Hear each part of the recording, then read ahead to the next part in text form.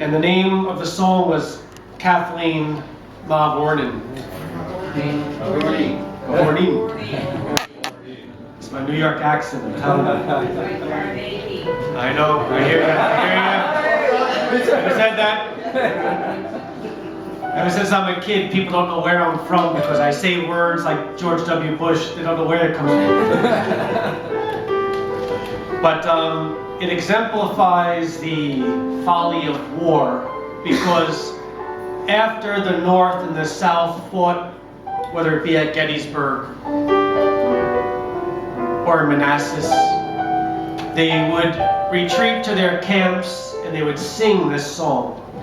And we'll be playing this song now for you in Act 3, which is the finale.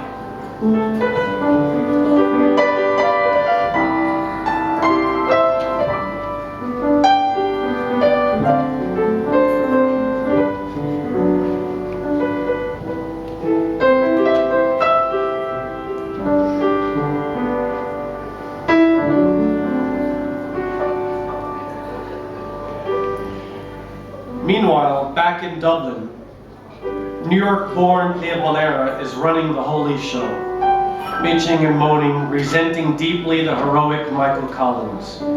He rents 2 houses for the treaty negotiators, one for Michael Collins and the Old Guard, another for the female secretaries. He sends the plenipotentiaries off with crooked marching orders to accept nothing less than what he called with a forked tongue, external association.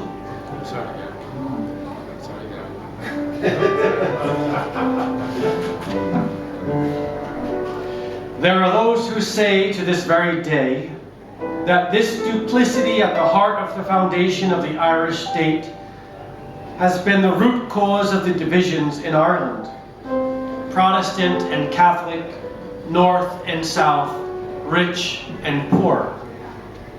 The negotiators stay in London for 6 weeks arguing the toss over terms, Michael Collins returning most weekends to Dublin on the train and the boat, right out front, to try to keep the bloody thing afloat. Dev bitching and moaning in the background still.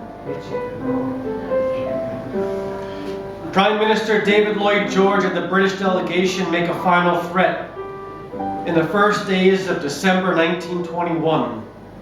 Sign the bloody thing or it's all-out war. Michael Collins has a blazing row at the artist studio, tells the artist to mind his own business. Hazel talks him down and drives the Irish leader into town, where he signed a treaty granting independence to the 2 Irelands, and saying as he did, I believe I have just signed my own death warrant. And that, you would think, would be that, wouldn't you? Peace at last, the compromise deal, if nothing else, a stepping stone. But no, alas. Hazel, that simple Irish girl, has yet to reap the whirlwind. Back in Dublin, they start to argue and divide. Dev, flanked by 2 fanatics, allows dissent to fester. What historians now call the Irish Civil War ensued. The treaty ratified in Dublin by a firm majority. John Lavery painting the ratification in the House of Lords in London. Hazel sitting in the visitors' gallery beside Winston Churchill.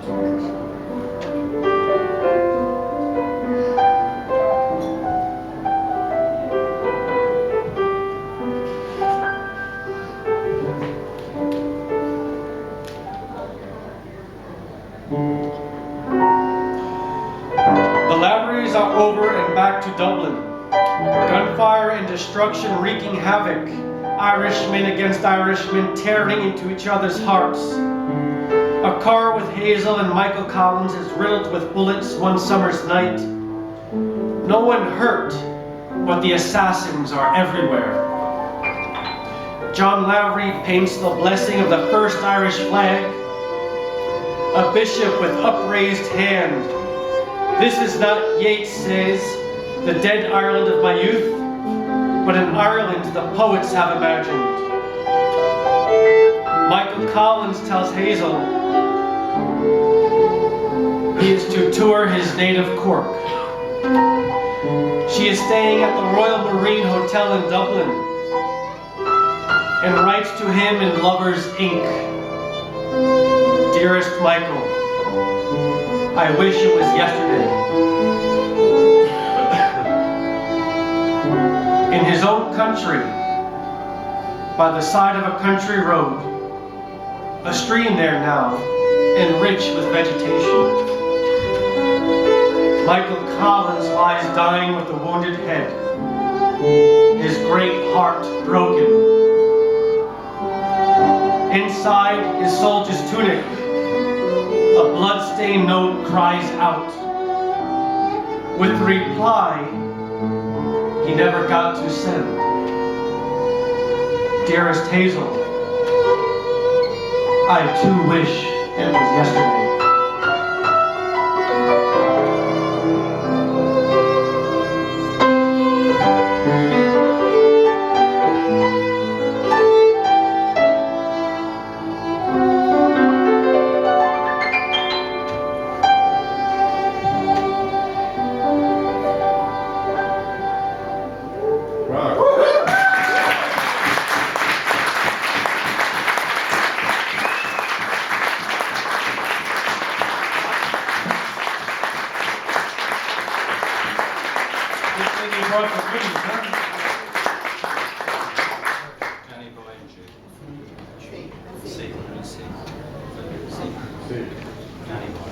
We're going to get the socks.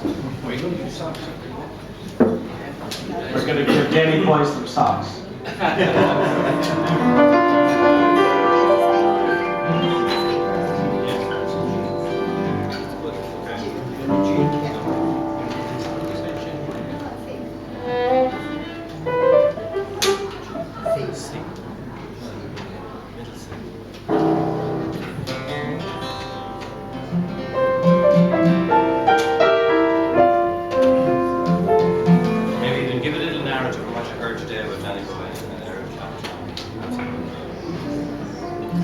Yep.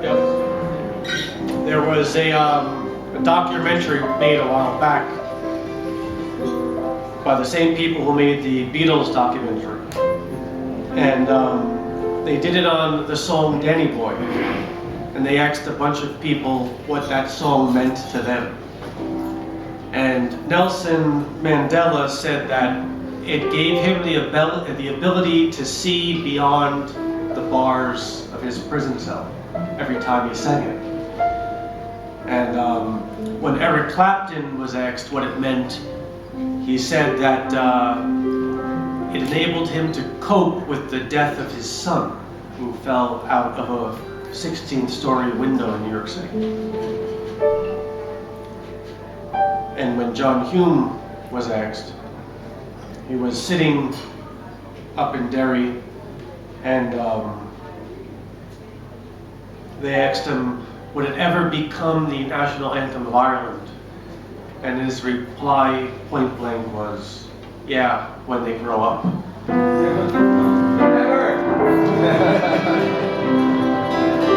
So the song means a lot to many people.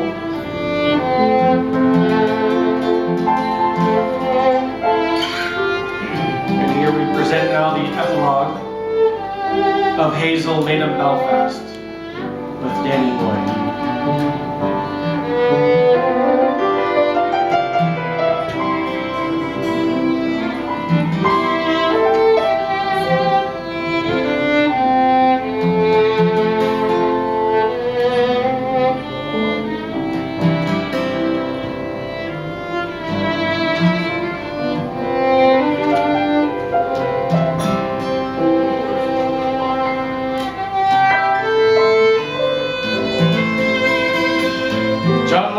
Painted Michael Collins' line like Napoleon in state, that first flag draped across his chest. He called the work for love of Ireland. all of Ireland's heads bowed in heartbroken prayer. John Lavery paints the soldier's requiem at the consecration of the Mass. And in the front row, in her veil of tears, Hazel Lady Lavery is there, a simple Irish lass.